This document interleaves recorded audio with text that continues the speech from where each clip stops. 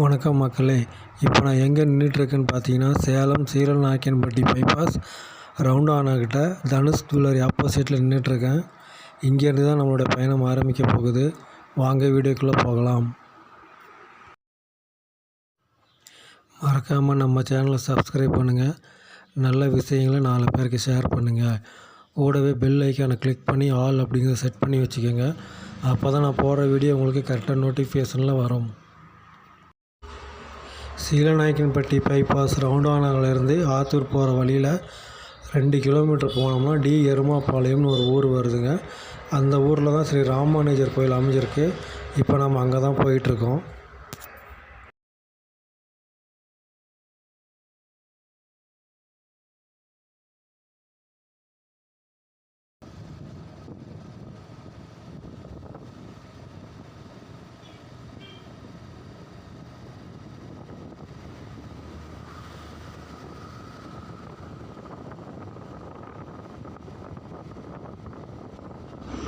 முன்னாடி ஒரு பெரிய போர்டு தெரியுது இல்லைங்களா? அந்த போர்டை தாண்டி கொஞ்சம் தூரம் போனவுடனே வலது பக்கமாக ஒரு ரோடு திரும்பும். அந்த வழியாக தான் கோயிலுக்கு போகணும்.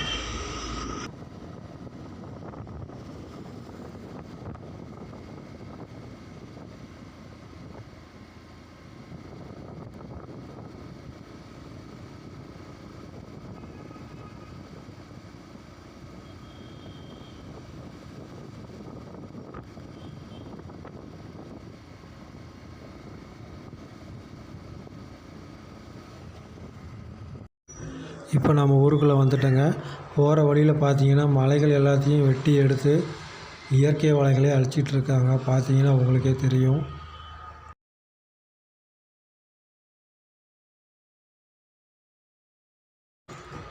இந்த மலை அடிவாரத்துலேருந்து சரியாக 2 கிலோமீட்டர் போனோம்னா ஸ்ரீ ராமானுஜர் கோயில் அடைஞ்சிடலாம்.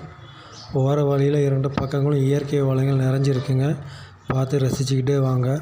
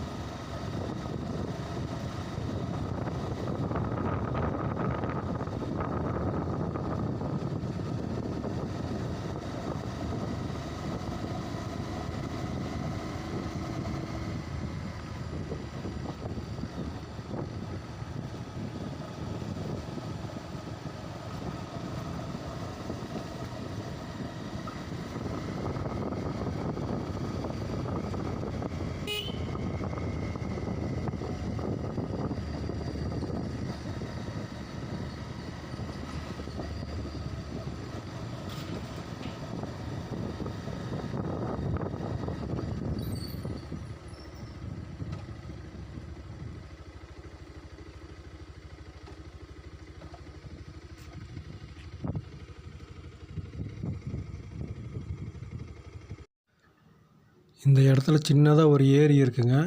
இப்போ தண்ணி கம்மியாக இருக்குது.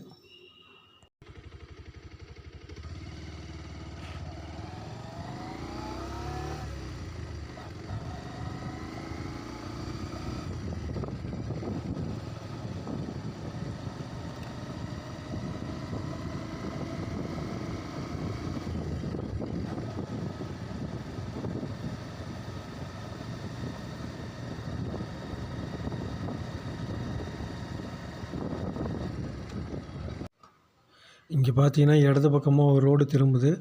அந்த ரோட்டில் தான் இப்போ நம்ம போகணும்.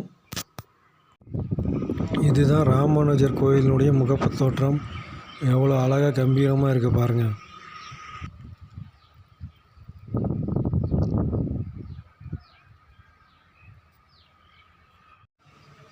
இங்கே இருக்கக்கூடிய தகவல் பலகையில் ஒவ்வொரு பூஜைக்கும் எவ்வளவு பணம் கட்டணும் அப்படிங்கிற விவரங்கள் எல்லாமே இங்கே போட்டிருக்காங்க.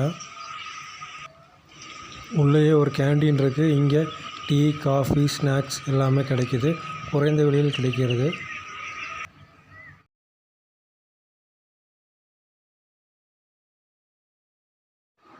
முன்னாடி பார்த்தீங்கன்னா அழகிய வேலைப்பாடுகளுடன் கூடிய தூண்கள் எல்லாம் வச்சு நீரூற்று போல் செஞ்சுருக்காங்க. பார்க்குறதுக்கே ரொம்ப அழகாக இருக்குது. கோயில் பாருங்கள், பின்னாடி சும்மா கோட்டை மாதிரி தெரியுதுங்க. சுற்றியும் இயற்கை காட்சிகள் தாங்க, பார்க்குறதுக்கே அழகாக இருக்குங்க.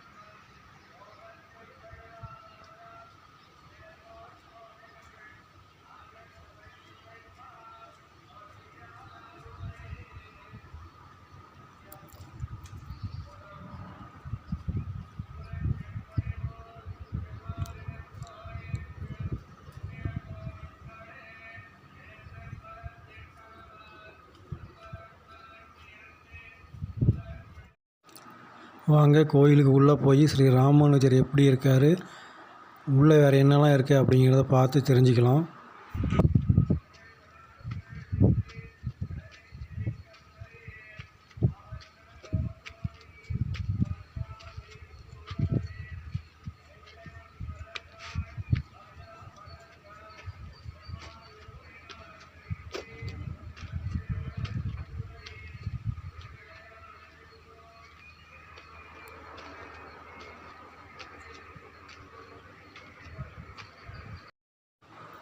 ஒரு அமைதியான இடத்துல மிதமான சத்தத்தில் மந்திரங்கள் ஒலிக்க கேட்குறதே ரொம்ப மனசுக்கு நிம்மதியாக இருக்குங்க.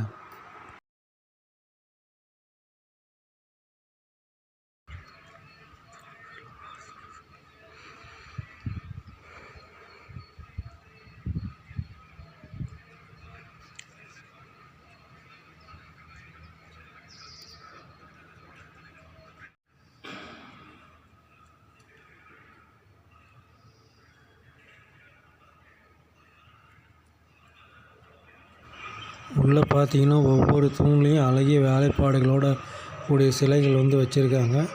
தரைக்கு பார்த்தீங்கன்னா பளிங்கு கல்லே போட்டிருக்காங்கங்க.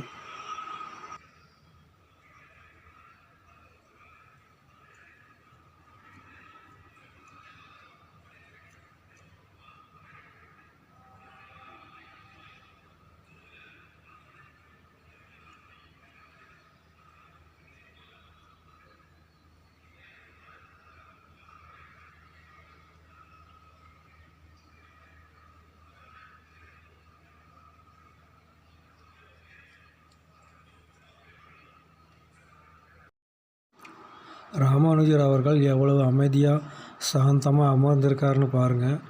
அவருடைய முகத்தை பாருங்கள், எவ்வளவு அழகான தேஜஸ் தெரியுதுன்னு.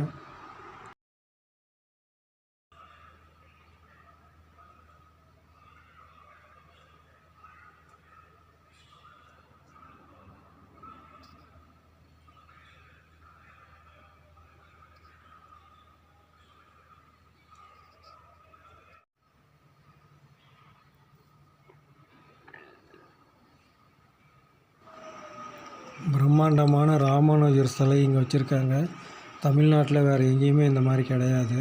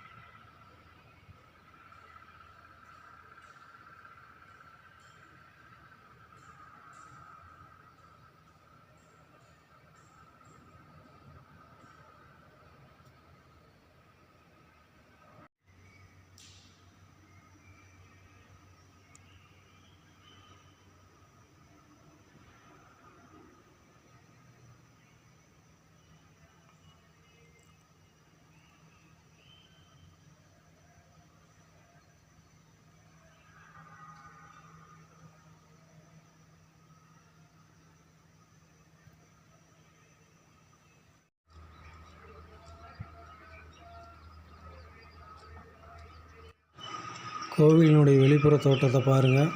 ரொம்ப அழகாகவும் கம்பீரமாகவும் இருக்குது. மேலே வந்து பத்மநாப சுவாமிகள் பாம்பு மேலே படுத்துட்டு இருக்கிறத ரொம்ப தத்ரூபமாக செஞ்சு வச்சுருக்காங்க. பார்க்குறதுக்கே ரொம்ப அழகாக இருக்குது.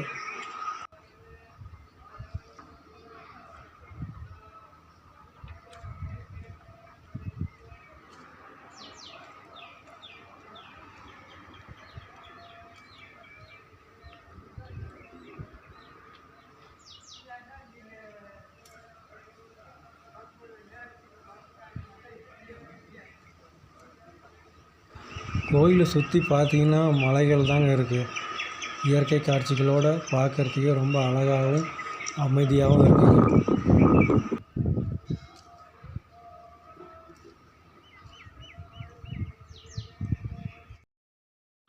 இங்கே பார்த்தீங்கன்னா ஸ்ரீ கிருஷ்ணர் அவர்கள் வந்து மலையை தூக்கி பெரிய மலை வெள்ளத்துலேருந்து மக்களை பாதுகாத்ததை இங்கே வந்து தத்ரூபமாக செஞ்சு வச்சுருக்காங்க. பாருங்கள், மிக மிக அழகாக இருக்குங்க.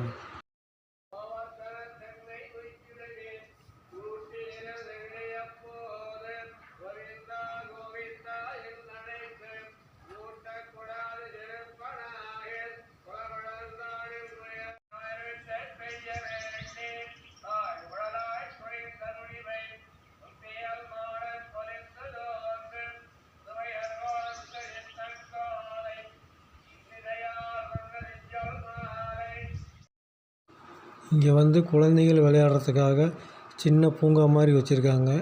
10 வயதுக்கு உட்பட்ட குழந்தைகள் வந்து இங்கே விளையாடலாம் அப்படின்னு சொல்லியிருக்காங்க. குழந்தைகள் வந்து இங்கே சறுக்கி விளையாடுறதுக்காக பெரிய அழகான யானை சிலையை இங்கே செஞ்சு வச்சுருக்காங்க.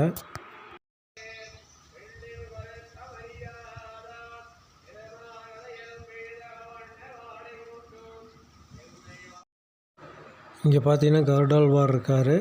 இவரோட ஆசீர்வாதத்தோடு இப்போ நம்ம வீட்டுக்கு கிளம்பலாம். இத்தோடு இந்த வீடியோ முடியுது. மீண்டும் அடுத்த வீடியோவில் சந்திக்கலாம். நன்றி.